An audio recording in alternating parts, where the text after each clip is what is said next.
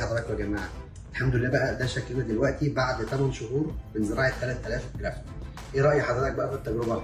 لا ما شاء الله يا دكتور، خطوة ممتازة جدا واتأخرت كتير يعني ما شاء الله، ولكن الحمد لله أنا أخدتها دلوقتي يعني. حد بياخد باله ان احنا زرعنا اصلا؟ لا خالص. الحمد لله. هستاذنك نص يمين شويه كده زي ما احنا شايفين، ما شاء الله خط الشعر ممتاز. نبص الناحيه الثانيه ما شاء الله ما شاء الله. هستاذنك تبص لتحت شويه زي ما احنا شايفين، ما شاء الله الكثافه كويسه جدا ما شاء الله. الحمد لله الامور كويسه. حابب تقول اي حاجه؟